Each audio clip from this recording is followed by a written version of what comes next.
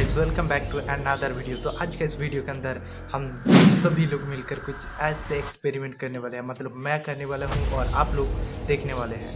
तो गाइस, जैसे कि अभी बहुत ही ज़्यादा गर्मी पड़ रही है, तो गर्मियों के अंदर कुछ ऐसे एक्सपेरिमेंट करना तो बनता है हमारे लिए।